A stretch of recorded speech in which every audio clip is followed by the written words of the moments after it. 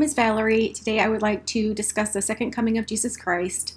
Specifically, I wanted to find out for myself, what is the timeline, what is the order or schedule of events, and where are we in that schedule, where are we in the timeline, what's going to happen next, what preparations do I need to prioritize. So as long as I was putting this together for myself, I thought, hey, I may as well share it. So let's do that. So why did I put this together? Basically, personal preparedness. I wanted to be prepared when Christ came, and without an understanding of the timeline or the schedule of events, it was difficult to do that.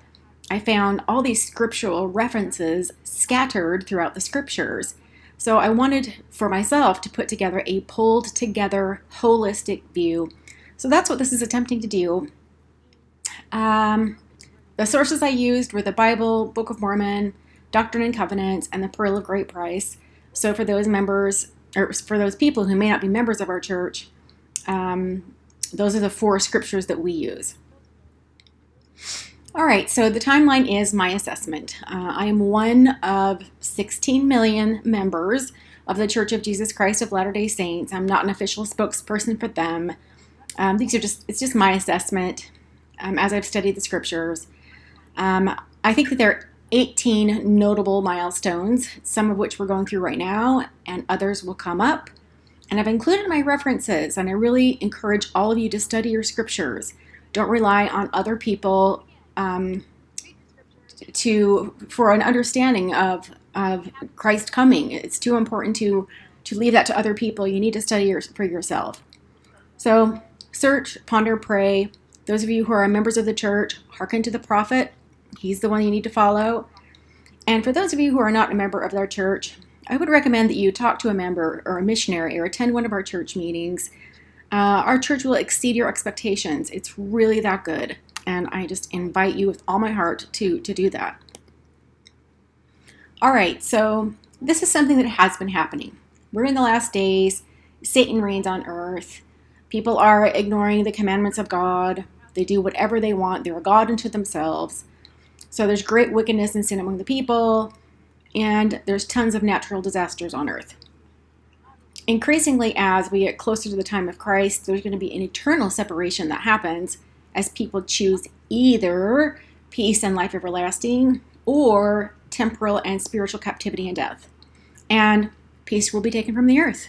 Satan will have power over his dominion. So here's another thing that's been happening, and that is when Christ was killed, the political leaders of his day and the religious leaders of his day did not stop there. They kept going until all of the disciples were wiped out. So when Christ set up his church, he didn't join another church. He set up his church. He did it his way, and he chose the people that he wanted as part of his church. They had the characteristics that he was looking for. And so if you wipe that all out, then everything is going to be corrupted. So if Christ wants another church on the earth today, then he needs to come back and restore it. So for those people who aren't members of our church, just know that has taken place. A restoration was needed, and it happened in the early 1800s. So just a quick side on that. So when Joseph Smith was a young boy, he was a 14-year-old teenager. When he was 14, he wanted to know what church to join. And it was a very serious question for him. So he went to the woods and he knelt down in prayer and he asked the Lord which church he should join. And God the Father and Jesus Christ came down and told him, Joseph, don't join any church. We have a work for you to do. We want you to restore the Church of Christ in the latter days. And there you have it. So he was the first prophet. And again, Joseph didn't choose this. They chose him. And throughout the ages, they've continued to choose, who they want as their prophets and apostles. So the Church of Jesus Christ is restored on the earth today. And John was very aware that there was going to be apostasy and that there would be a need for a restoration because of corruption. So in Revelations, he talks about there only being two churches. There is Christ Church, and there is the church that is called the Great Whore of all the earth. So the Great Whore of all of the earth, what does that mean?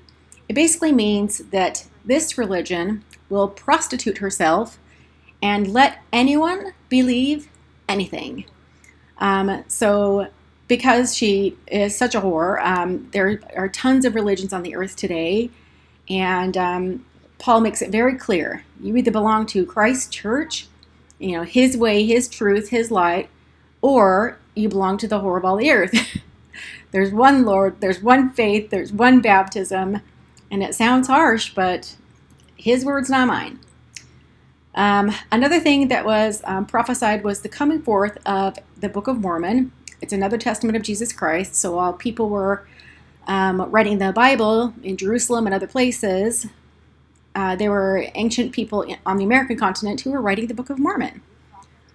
So hence comes the restored Church of Jesus Christ, not a reformed version of Christ's original church. All right, so Christ's church is on the earth. What's been happening? So from 1830 to present, the church has grown from 1 member to 16.5 million members worldwide and about 400 missions. So lots of gathering of the saints. If you're not a member of the church, come and see. It's awesome. So when Christ was on the earth, he was a missionary too, right? And he spent his time, and so does his apostles, going around preaching the gospel. And that's what we do too. We teach the gospel to everyone, Jew and Gentile. We're gathering Christ's sheep, those who will hear his voice, as part of the gospel, as part of our duty of securing eternal life for ourselves as well as our brothers and sisters, and also preparing for the end of the world, the day of judgment. During this time, as we gather Israel, particularly as we get towards the latter days, we sheep are going to need to be gathered into holy places of protection, and we need to be not moved. So those holy places of protection will be our righteous homes, temples, churches, stakes, etc. There are going to be 2 key gathering places. At least there are 2 main ones talked about in the scriptures. There is Jerusalem, out of which will go the word of the Lord, and there is Zion, which will be built in Independence, Missouri, out of which will go the law. So Jerusalem and Zion. And I didn't define what stakes are. So in our church, when you collect a bunch of different congregations together, and the congregations are called wards, so you bunch a couple of congregations together, maybe 4 or 5 or so, and collectively they're called a stake. So another thing that's been happening is that Jews are returning to their covenant lands. If you read the little bottom note there by Wikipedia, there's a large-scale immigration of Jews to Palestine began in 1882. And since the establishment of the State of Israel in 1948, over 3 million Jews have moved to Israel. And as of 2014, Israel and adjacent territories contain 43% of the world's Jewish population. So that's amazing. It's just been happening as prophesied. Eventually, they and their lands will flourish like the Garden of Eden. I don't know if that's happening now. I've never been to Israel. Eventually, the Jews will have the gospel of Christ, and they will believe in him. They will look to him as their Lord and Savior. And eventually, a temple will be built. Fun fact, when Christ comes, a highway is going to be created somewhere. I don't know where, but it's going to bring some lost 10 tribes home. Okay, this is where I think we are in the timeline. So in Revelations, the 7th seal opens, and a seal is a 1,000-year period.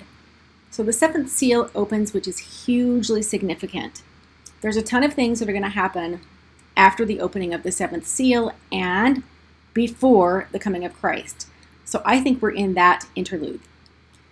So what's going to happen in that little interlude? Well, the first thing that's going to happen when the 7th seal opens is a period of silence. So this is not coming in with a bang. This is tiptoeing in. So the first half an hour will be silent, followed by voices. Those voices are thunder, lightning, tempests, tsunamis, and an earthquake. So we see this happening today. It's all over the place. So that's why I think this is where we are. We're either in that silent period or we're in the period of voices and earthquake. So what do we need to do? What I think we need to do is be prepared. So our leaders are telling us, get your 1 year of food storage and other preparations to survive well. Don't count on the grocery stores. Don't count on Amazon. Don't count on anyone other than yourself. Get your 1 year of food storage to survive some of the things that will be coming up. Another thing we're being counseled to do is, have your lamps full of oil. In other words, you need to prepare spiritually. There's going to be a lot of devastation and hardship that's coming up, lots of sacrifice that will be required, and you need that oil of testimony in your lamp to know that God is in control and He will help you in the face of any devastation or hardship. So strengthen your testimonies. He says, after you're prepared, there's no need to fear. So if you're not prepared, it's time to get prepared. If you are prepared, do not fear. The Lord will be with you and He will help you. Another thing prophesied is that there's going to be a new Jerusalem and it's going to be built in America. So Zion, or the pure in heart, is going to be built in Independence, Missouri. Saints are going to be gathered in there for safety, refuge, and peace. If you don't want to kill your neighbor, you're going to need to flee to Zion for safety, because at some point we will be the only people not at war one with another. And I'll show you the reasons for that coming up. It's also prophesied that the lost 10 tribes of the north will eventually join Zion. Same thing with Enoch and his city. That's going to be amazing. And while Zion in America will be a main city of refuge, it is one of many. So our congregations or wards around the world will gather into stakes, which is bunches of wards, and we will create cities of refuge. So we're all over the world. We will likely have a stake near you. Come join us if you're peace-loving. Okay, you don't have to belong to our religion. If you're peaceful, we will help you. So the power of God shall be among Zion, and Christ will be in their midst, in their temples. Another thing that's interesting about Zion, the 144,000 from the 12 tribes of Israel, it looks like they were chosen in the beginning of the sixth seal, which is about 1,000 years ago. And if that's so, one of their jobs is to help gather the righteous throughout the world during the end times. So make sure to check your scriptures on those. The reference is down below. Now, what you see here on the right is this is the New Jerusalem city plot plan that was created by Joseph Smith in 1833 for the organization of the Holy City, or Zion. So what you see in the center are the temples, 24 temples. The temples will live at the heart of the city, just as Christ should live in the heart and the center of our lives. And there are going to be half-acre lots for about 2,600 homes in Zion. And why half-acre lots? Because we're going to need land to plant gardens. Again, the message is be self-sufficient. You cannot count on the world during this time. All right, now this is why I really, really hope that New Jerusalem is built before the trumpets sound, because I think we need to be in these stakes before the trumpets sound, because look how bad this gets. So the 4 trumpets are going to sound and bring devastations that impact a third of the world.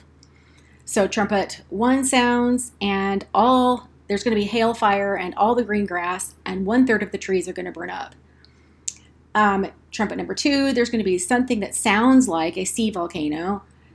Whatever it is, it's going to destroy 1/3 of the ships of the world, and sea life is going to be destroyed. 1/3 of sea life. 1/3 of the rivers and waters are going to turn bitter and probably will be undrinkable. And the 1/3 of the sun, moon, and stars won't shine. I think that lasts for just about a day. Okay, now look in the center of the screen where you see that globe. That's 1/3 taken out. And that is massive. I think that this will be an emergency, of course, that the world has never seen, and it's just going to devastate everything. So no food, fish, ship commerce, water, or clean air for 1/3 of the world. That's going to put pressure on every system in the world. So how are you going to survive? What preparations do you need? Again, if you are prepared, there's no need to fear. It's time to prepare. The Lord is giving us this information out of love. He knows what's going to happen. And so out of love, he's given this information way in advance so we can get ready. All right, so if 1/3 of the world devastation isn't enough, after these trumpets have sounded, an angel will pronounce, "Woe, woe, woe." Okay, that doesn't sound good, and it isn't. So the 5th trumpet is woe number 1. So the 5th angel sounds his trump, and a bottomless pit of Satan's smoke billows onto the scene. What is the smoke? It could be Satan's most vile philosophies of men, temptations, deceptions, etc. It could also be, and this is personally what I think it is, I think it's martial law from scheming foreign troops. Because if you destroy 1/3 of the world, they're going to need a lot of aid. And this might be a time where a couple nations, or maybe a nation, pounces because they see an opportunity to take, to have world dominion. So I think they will come in and help whoever is impacted, but they'll do it with an agenda. Oops, I don't know why this timing is going off today. Anyhow, so the beast from the sea comes from this pit. He's a follower of Satan, and the false prophet likely comes from the pit as well. The righteous will see these smoky deceptions for what they are. They will understand that there's a hidden agenda behind this. They will not be deceived.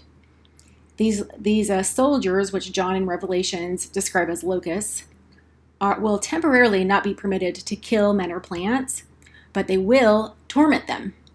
And they will torment the wicked man for 5 months.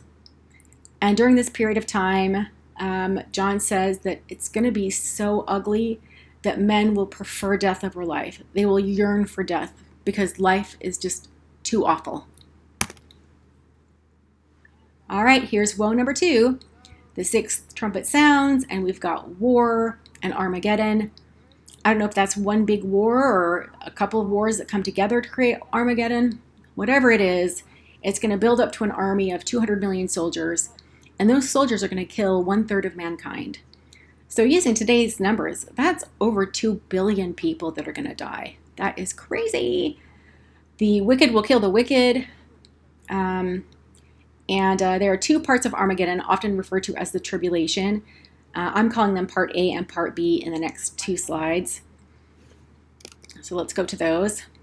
So Tribulation A is the 7th trumpet sounding, and 2 prophets will preach in Jerusalem. So while all this craziness is happening around the globe, in Jerusalem, there will be these 2 prophets who will preach for 3.5 years. They will be given power from God to keep the Armageddon army at bay. But eventually the beast army kills them. They die. They are then resurrected about 3.5 days later. And as soon as they are resurrected, an earthquake will fell. Let's see, is that right? Is it when they're resurrected, or is it when they die? Well, either way, it's going to happen. I think it happens right after they die. An earthquake is going to fell 10% of the city, and it's going to kill 7,000 people. The 7th trumpet sounds, and that means the time has come for the sanctification of the earth and completing the salvation of mankind. Judgment, redemption, sealing all things, etc. Now we're into Tribulation B, which is another 3.5 year period, the Abomination of Desolation. In other words, Jerusalem is under siege. Christ is going to gather all nations and heathens, he calls them his spoil, against Jerusalem to battle.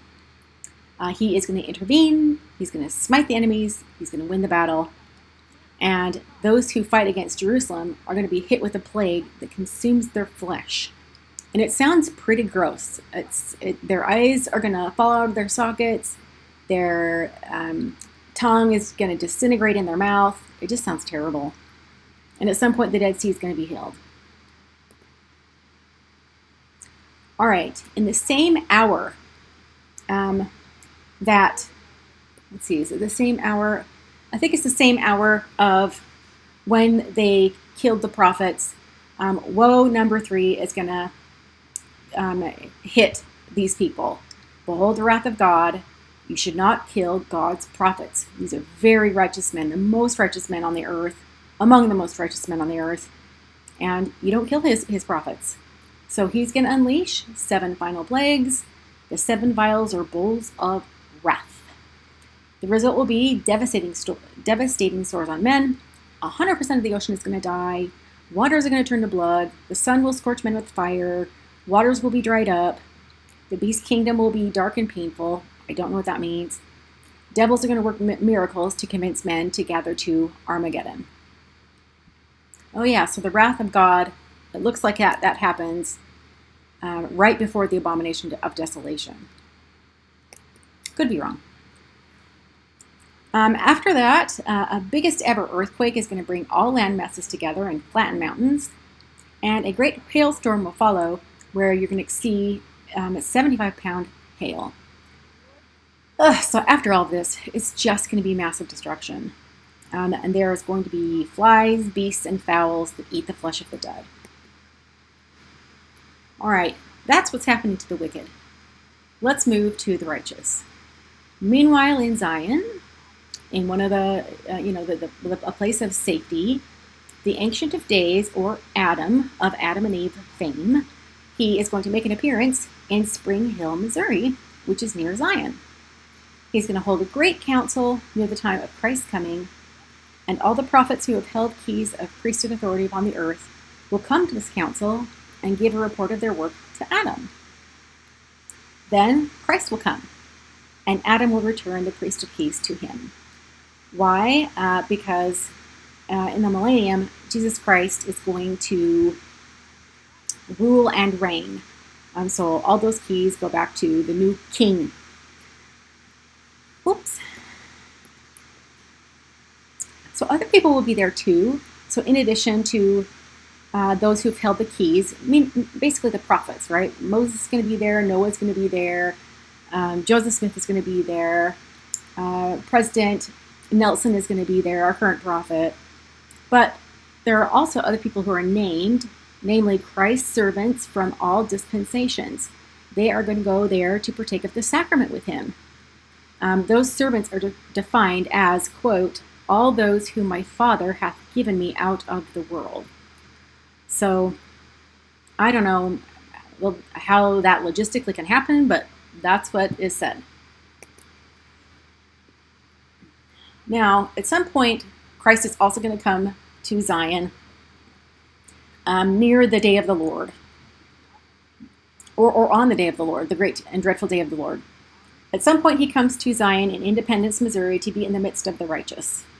The 144,000 people are there, as are the resurrected saints. Christ will utter his voice out of Zion and also from Jerusalem, and everyone will hear it. His voice will break down mountains and valleys. Another interesting thing is that Christ, when he comes, is going to do a little house cleaning. So he says, and upon my house this day of vengeance will begin, and from my house it shall go forth.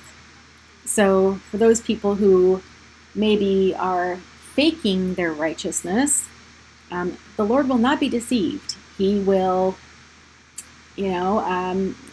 execute his vengeance upon those people who are, faking it. Likewise, at some point, he's going to come to Jerusalem. And again, he's going to do that house cleaning. He's going to stand on Mount Olivet. The 144,000 are going to be with him when he stands on Mount Olivet. The mount is going to cleave in twain.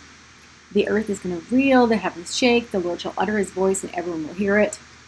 Now, what is he going to say when he utters his voice?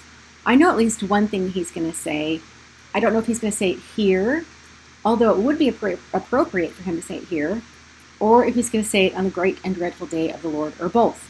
But at some point he's going to say, how often would I have gathered you, but ye would not. That's going to pierce people to the center, I think.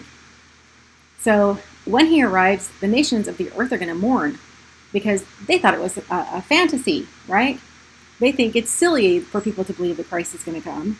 But once they see him come in his glory, they know they're doomed. Also, when he comes, the Jews are going to ask, what are these wounds in thy hands and thy feet? And Christ will tell them, and they will weep because they persecuted their king.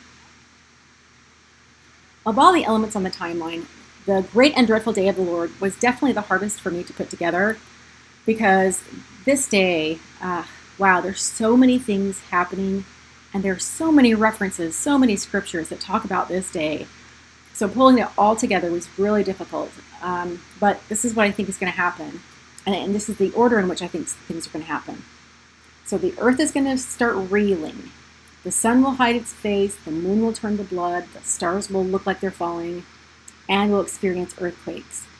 Every mountain and valley will move out of its place. Christ will command the great deep to be driven back, and the islands will become one land mass. And of course, a highway is created to bring ransomed, lost tribes home. So this is unmissable. All things are going to be in commotion.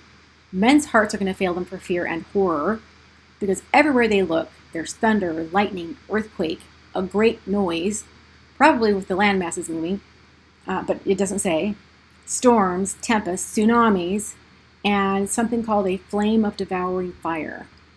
So this is going to be really scary. Meanwhile, angels fly through the heaven crying, prepare and judgment, and go ye out to meet the bridegroom. A trumpet will sound long and loud, and everyone will hear it. Angels 1 through 7 will start sounding their trumps in the ears of all living, so everyone's going to hear this. And they're going to reveal the secret acts, thoughts, and intents of men, and the mighty works of God in each of the 7 seals of time. So, whatever thing that you may have that you think is hidden, it's not. The Lord sees it, and he's going to reveal all of those things in each of the 6 seals of time, because the 7th seal is the Millennium.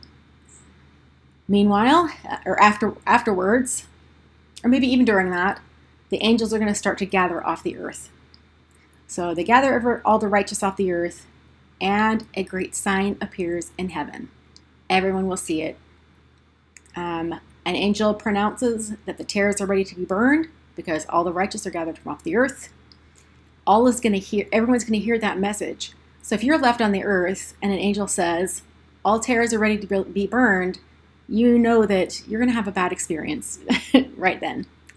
Then there's going to be silence in heaven for half an hour. After the half an hour, the curtain of heaven or the veil over the earth will unfold or unroll, and Christ will utter his voice out of heaven.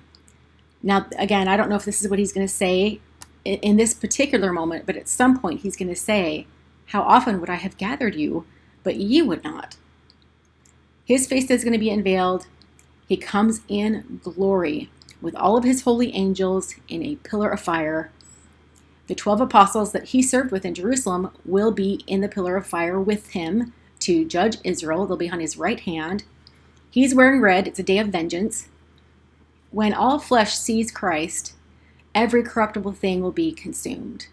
So those people who are righteous and who are lifted off the earth, to be able to endure Christ's presence and his glory, they need to be transfigured or quickened, and their bodies changed to some degree to be able to endure that glory.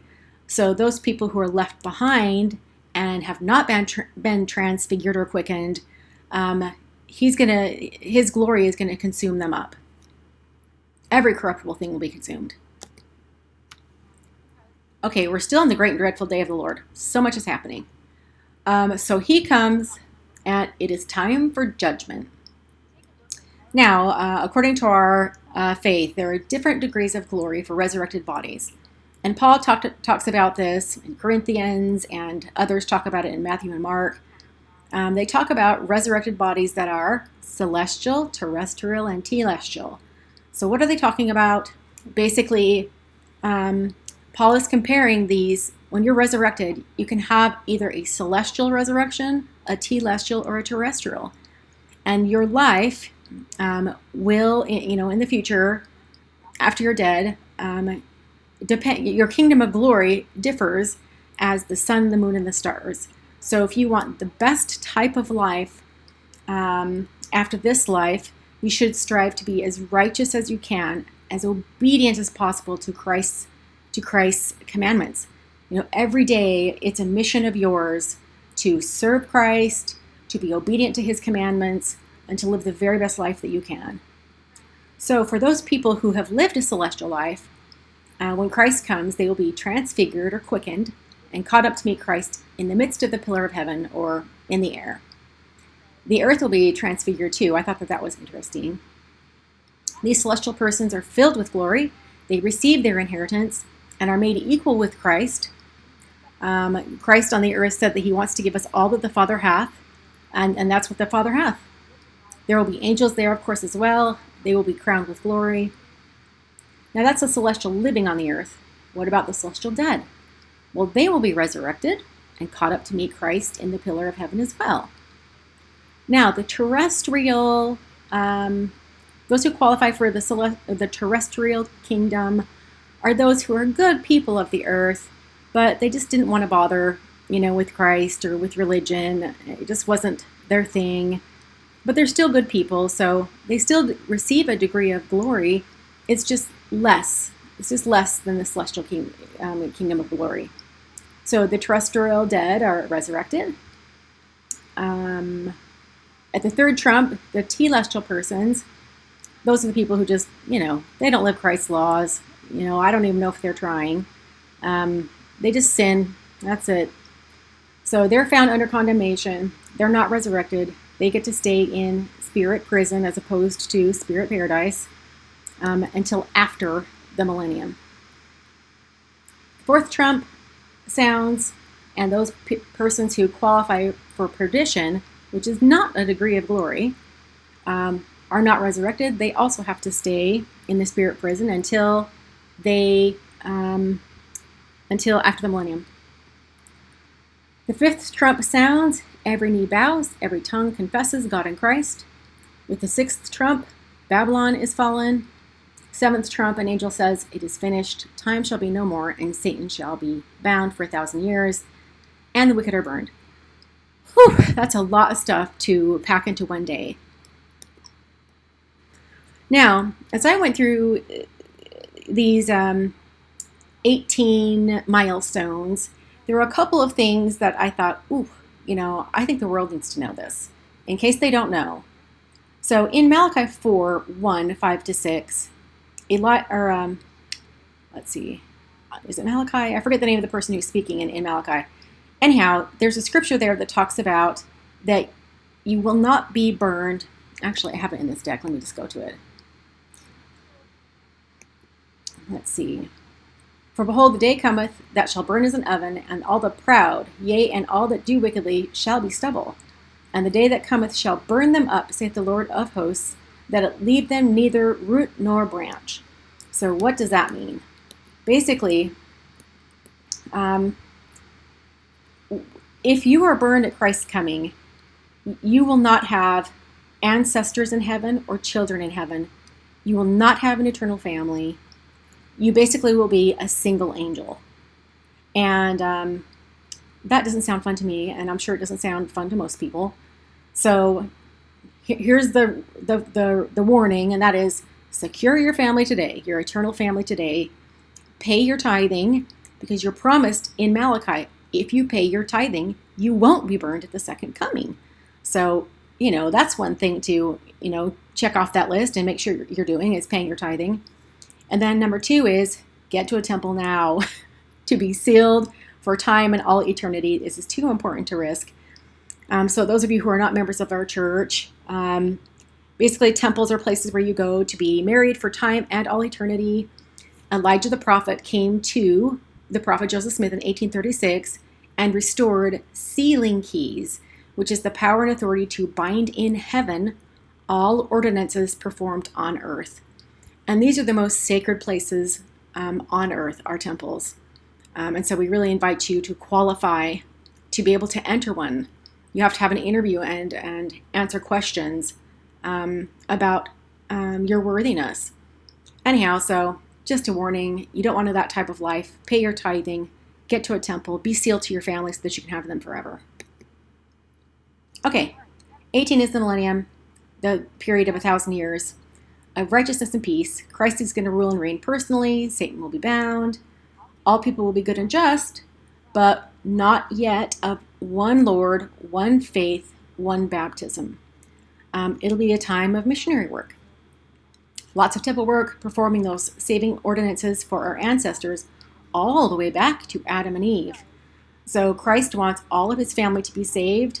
He's the one who sets the rules, and it's up to us to obey them. So lots of work to be able to seal the entire family of Adam. At the end of the 1,000 years, Satan will be loosed to gather his armies. They'll be defeated and cast out forever. Hallelujah. Now, 2 other warnings. So there was one warning that appears to be to us members, and that is Christ tells us you need to assemble yourselves, organize yourselves, purify yourselves, and warn your neighbor. You've been warned, you need to warn your neighbor. That your neighbor's souls may escape the wrath of God, the desolation of abomination, which awaits the wicked, both in this world and in the world to come. One of God's commandments, or Christ's commandments when he was on the earth, is he wanted us to love God with all of our heart, mind, and strength, but he also wanted us to love our neighbor to the same degree that we love ourselves. And so you don't want wrath, and you don't want wrath for them. So warn your neighbor. Be obedient. Bear testimony of the things which are going to come in these last days. And here's another thing I found interesting. Bear record of the land upon which the Zion of God shall stand. In other words, there are going to be a lot of good people who, when they see all this wickedness and all this war that's coming up, they're not going to want to join those wars. They're not going to want to kill their neighbors. So where can they turn? Well, it behooves us to tell them we have places of safety for you. If you do not want to fight and kill your neighbor and maraud and go to your neighbor's house and shoot them down to get their supplies and all these other crazy things that might be happening, we've got a place for you. We've got places of safety around the world. So it's our job to share that message. Okay. Now, the second loving warning that was given by Christ, this one really goes to the people who aren't members of the church. He wants everyone, he loves everyone. He wants everyone to accept the fullness of his gospel.